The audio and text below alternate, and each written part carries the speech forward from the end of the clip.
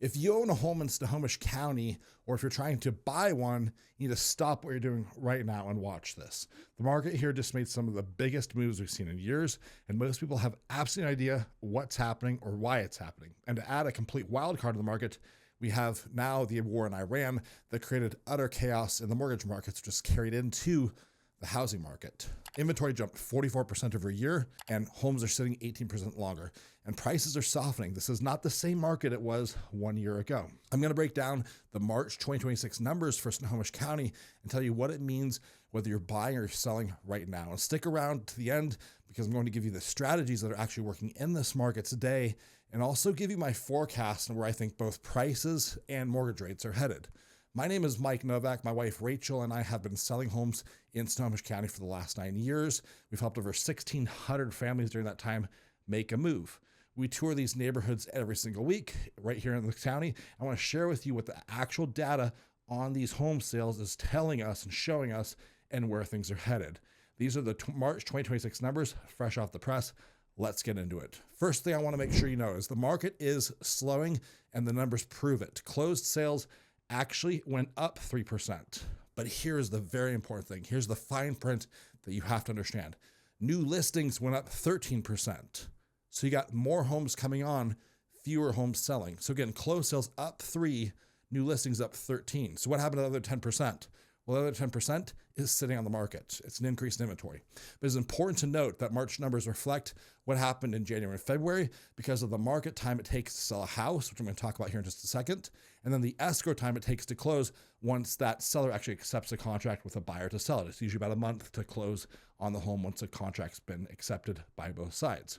We actually saw activity go up right after the new year as rates dropped below 6% for the first time since 2022. This was a big deal. Rates were 5.8, 5.9%. It seemed like they were finally getting within reach of where buyers were interested again. But very, very simple formula for you. More supply, less demand equals inventory building fast. This is the definition of a shifting market, and this is what we see right now. The second point I want to tell you about is that homes are sitting longer. The days on market jumped from 27 to 32 days, which is about an 18% increase. If your home isn't priced right and prepped, you're going to feel this. And buyers, a home that's been sitting for 32 days means that seller is ready to talk. You need to use this as leverage and have a plan on how to negotiate. Point number 3 I want to bring to you.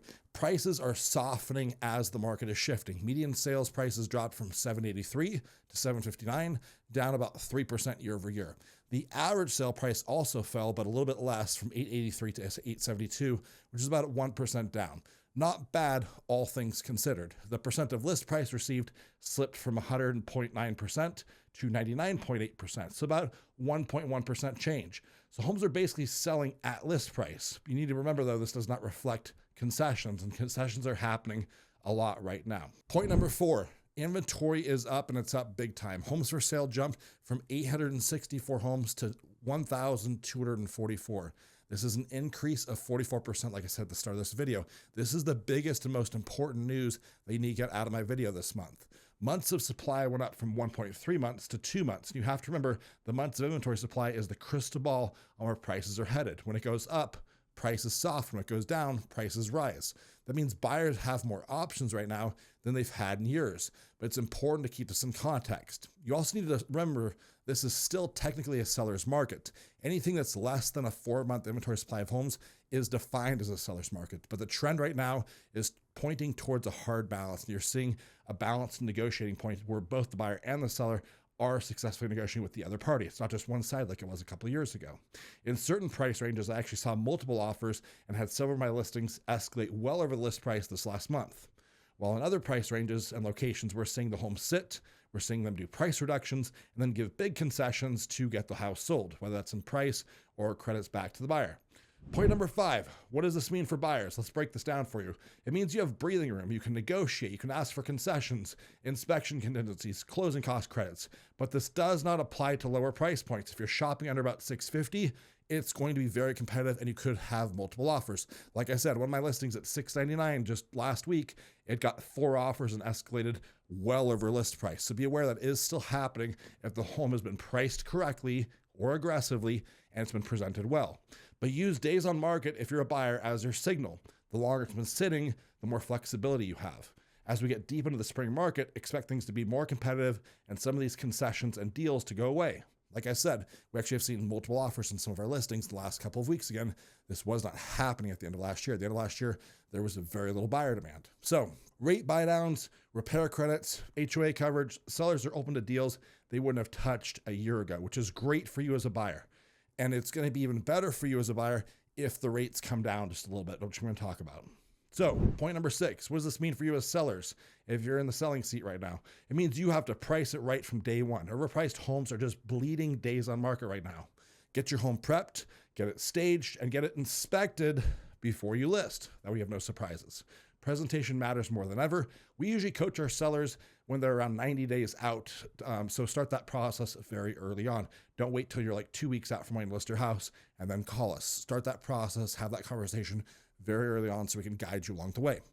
Pricing, positioning, and presentation, the 3 Ps of selling, are the key. Do not try to test this market with being the new high comp in your neighborhood. You need a price to stand out amongst your active competitors. The sellers winning right now are the ones that came in sharp, ready, and priced to today's reality, not 2022, not 2024, not 2025, not even 3 or 4 months ago, but priced to stand out against the active competition that's on the market right here, right now. Because right now, buyers have a say. And if buyers don't like your house at your price, they're just going to go look at the other 2 homes in your neighborhood. They're going to put an offer on one of those houses instead. What about the overall outlook and forecast?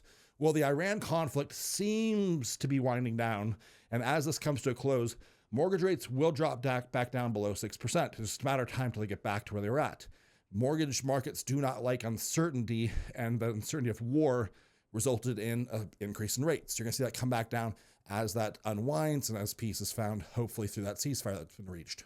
That will put more buyers in the market, which is competition if you're a buyer. It's more buyers for you as a seller, which is great if you're selling. Inventory would need to go down and by a decent amount to have prices start appreciating and bounce back the downtrend we've been seeing the last 4 or 5 months, where it's been negative depreciation, actually.